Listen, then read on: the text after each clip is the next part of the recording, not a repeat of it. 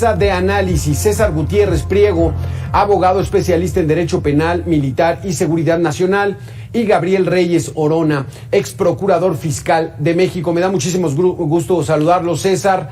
Muy buena tarde. Al contrario, Alberto, un placer estar contigo y con Gabriel aquí en tu programa. Gabriel, muchísimas gracias también. Buena tarde. Muy buena tarde, un saludo a ustedes y a todo el auditorio. Sin duda alguna, el tema de seguridad pública, si no es el más importante, es uno de los dos más importantes, creo yo, después del tema de economía. Pero la seguridad pública nos atañe a todos.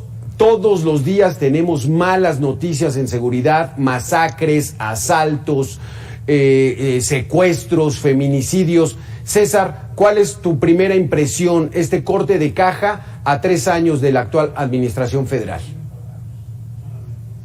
Que hay pendientes y áreas de oportunidad que por supuesto te tienen que aprovechar por parte del gobierno federal.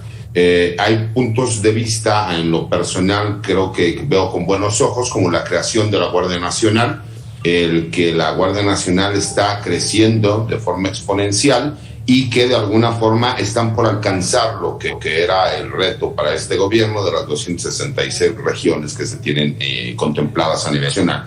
Y hemos estado viendo que por supuesto que hay un mayor control territorial, pero falta la investigación para prevenir los delitos, y creo que eso es el más grande pendiente que tenemos hasta ahorita en este corte de caja. Exactamente, Gabriel. Hay mucha presencia de la Guardia Nacional, que son muchos elementos militares, pero todavía no hay inteligencia, como dice la secretaria de Seguridad Pública, de que abrazos no balazos es una estrategia de inteligencia. ¿Así es? Bueno, por supuesto que no. Claramente el problema ya ha rebasado nuestras fronteras. Recientemente, como todo el mundo lo sabe, el presidente Biden ha convocado a su gabinete para establecer una nueva estrategia frente a la situación que vive México, no solamente en las fronteras, sino ya en todo el territorio nacional. Como todo el mundo sabe, el número de muertos ha aumentado, el poder y la dominancia territorial de los cárteles va en aumento, y esto ha hecho que el presidente Biden suscriba un acta que protege la actividad y la acción de los agentes de los Estados Unidos actuando en otros países, particularmente en nuestro país.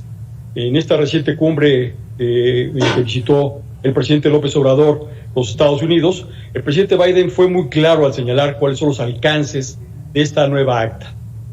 Volvemos a una extraterritorialidad pues que hace décadas, quizá desde el siglo pasado, no veíamos, y no serán solamente los agentes relacionados con el combate al crimen organizado, sino también los ambientales, del trabajo y en muchas otras áreas donde veremos una clara intromisión por parte de los Estados Unidos.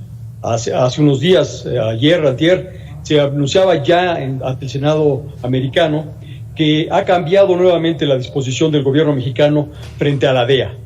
¿Qué es lo que vamos a ver? Pues una interferencia, una intromisión o una presencia mucho mayor ante este pacto negado por parte del gobierno que ha hecho que los criminales actúen a sus anchas a lo largo del país, lamentablemente. César, sobre este punto de un apoyo que no está siendo solicitado en el documento oficial, pero que quizá a lo mejor sea hasta necesario, estamos rebasados en cuestión de seguridad, ya dominan las bandas criminales, sobre todo el crimen organizado, y se han apoderado, como dicen los propios funcionarios de Estados Unidos, del más del 30% del territorio nacional.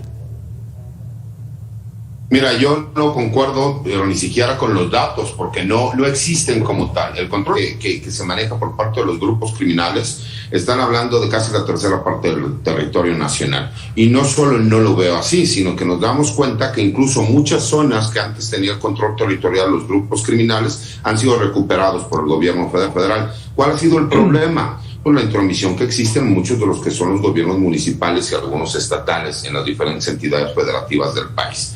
Pero voy un poco más allá. Por ejemplo, me llama la atención lo que dice Gabriel en el sentido de que va a haber intromisión por parte del gobierno de los Estados Unidos, cuando fue uno de los puntos que se manejó desde el principio una coordinación binacional de acuerdo a la agenda de seguridad nacional de ambos países. Y al contrario, creo que las reglas más bien son claras en el sentido de hasta dónde podrán estos agentes extranjeros participar en lo que son las investigaciones en contra de grupos criminales y de algunos otros tipos de delitos que se manejan de forma binacional por parte de los países. Y yo no lo veo como una intromisión, más bien lo veo como la forma en trabajar realmente a los grupos criminales transnacionales que obviamente pues utilizan a México para el trasiego de drogas, pero que llegan a Estados Unidos en donde realmente se realiza la compra. Gabriel, lo que ocurrió esta madrugada en Tula, en Hidalgo, ese operativo, al parecer, casi perfectamente ejecutado para liberar a reos de un penal, esto está hablando de que nuestras fuerzas de inteligencia poco están haciendo. Bueno, mira, realmente el aparato de inteligencia se vino desarmando. Recordemos que desde Vicente Fox, el aparato de inteligencia se fue comprometiendo, ya que se utilizó más para hacer espionaje político con una clara intención electoral que para hacer realmente las labores de protección y seguridad nacional. En México vino deteriorándose, sobre todo por el nombramiento de personajes que carecían completamente de experiencia en el ramo. De la noche a la mañana, un experto en relaciones laborales como Medina Mora se apodera del CISEN. Posteriormente, algunos encuestadores electorales llegan a la titularidad del área. Recientemente se piensa que el CISEN desapareció, pero el CISEN simplemente cambió de nombre. Este nuevo Centro Nacional de Inteligencia trata de rescatar y unir la inteligencia militar con la inteligencia civil. Sin embargo, lo que sí hemos visto es que los resultados son muy pobres, ya que la carencia absoluta de estrategia ha determinado que los criminales pues prácticamente no tengan ya que tener en sus preocupaciones al gobierno, sino que lo que vivimos en México todos los días es una rebatinga entre ellos, es una lucha de territorios. La condena que tuvimos hace unos días, o el día de ayer, de Emma Coronel, marca un hito muy importante, porque fue tan baja la condena que recibió, que habla del tamaño de colaboración. Y cuando hablo de colaboración con los Estados Unidos, hablo de los contactos, de las rutas y de toda la estrategia que pudo haber puesto a disposición del gobierno de los Estados Unidos. Coincide, pareciera, esta sentencia tan breve para Emma Coronel con este anuncio que se hace en el Senado americano de un nuevo posicionamiento de la DEA en México. Y pues bueno, ojalá César tenga razón y sea un caso de colaboración y de acción recíproca, pero lo que yo veo es que la DEA está tratando de plantear un despliegue muy al estilo de los 70s. César, ¿cuál es tu opinión de esta política de abrazos, no balazos durante esta administración? Que yo creo que ha sido mal explicada. Yo sí entiendo la parte del trabajo, en teoría, que tienes que hacer un trabajo muchísimo más global y no única y exclusivamente sacar a las Fuerzas Armadas, a las fuerzas policíacas, a darse de balazos con los delincuentes, que además ya nos dimos cuenta que no saben cómo hacerlo y que desafortunadamente cada vez los grupos criminales fueron ganando mayores espacios. Eso es parte de la complejidad. Creo que no han sabido explicar en el hecho de que esto, al ser algo global que va enfocado hacia la sociedad, hacia el joven que puede ser captado por los grupos criminales, hacia esa familia de bajos recursos que podría interesar el participar en las actividades delincuenciales, en que el consumo de drogas no sea tan habitual en la mayoría de los jóvenes que existen en este país. Creo que sí se han ido viendo ciertos resultados. El problema es que si no se hace con un trabajo de inteligencia y de coordinación con las diferentes entidades federativas y con los diferentes municipios, sucederán hechos como lo que acaban de mencionar, ¿no? Allá en Hidalgo, donde claramente son las autoridades estatales las que no supieron prever una situación de este estilo, pero cuando ya vimos la capacidad que tienen y la forma de trabajo, pues nos damos cuenta que es un grupo criminal, si me explico, que tendría que ser la federación la encargada de hacer las investigaciones. Y ese ha sido el problema que yo he visto en los últimos 30 años en México, la falta de coordinación de las diferentes entidades federativas entre los gobiernos gobiernos municipales, estatales y federales. Y sin coordinación y sin inteligencia estamos condenados al fracaso. Gabriel Reyes, ¿estás de acuerdo que falta esa coordinación, pero ya inició, al menos ya inició esa coordinación para empezar a contrarrestar el oleaje de criminalidad que hay en el país? Mira, nos encontramos en una situación particularmente compleja. ¿Por qué? Porque la Guardia Nacional ha sido tratada como una policía migratoria. Son miles y miles de elementos los dedicados a contener a los migrantes en la frontera sur, desatendiendo labores de seguridad que efectivamente son seguridad nacional. Si a esto le sumamos que prácticamente 30 de los estados de la República viven una situación crítica de finanzas públicas, esto porque el endeudamiento y las carencias que tienen los estados les impide atender las más elementales y básicas funciones de las entidades federativas. Realmente ya no es un tema solo de disposición, no es solamente un tema de conocimiento y experiencia, sino que los estados están financieramente incapacitados para desplegar el aparato que el país demanda. Ahora bien, aunque ellos quieran colaborar con la federación y pudieran articularse o no esfuerzos, vamos a enfrentarnos a esta situación en la cual la Guardia Nacional ha sido desnaturalizada.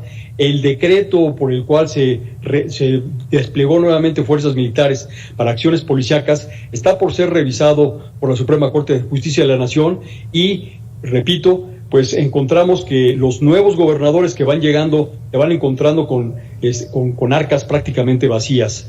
La seguridad nacional, la seguridad pública es uno de los temas principales de la preocupación de los mexicanos, como debe de ser, claro. Pero sin duda lo que vamos a enfrentar es una situación presupuestaria muy precaria. Se nos está acabando el tiempo, nada más quisiera yo hacerles una pregunta a ambos. César, ya pasaron 3 años y muchos consideran que se ha avanzado poco, tú dices que hay muchos pendientes.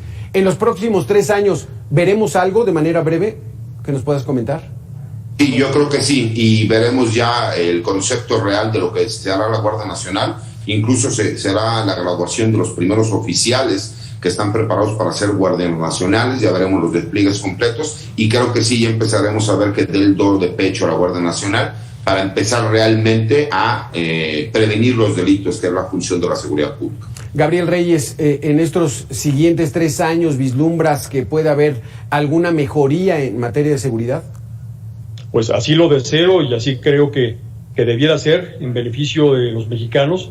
Veo muy complejo el escenario, veo un horizonte en el cual vamos a entrar nuevamente en este túnel perverso de las contiendas y las rebatingas electorales entre los diferentes colores y divisas de los gobernadores, y creo yo que, y espero equivocarme, que la situación financiera que afronta la mayor parte de los estados integrantes de la federación va a ser un valladar, un escollo para que se pueda cumplir la estrategia de seguridad pública en todos estos estados.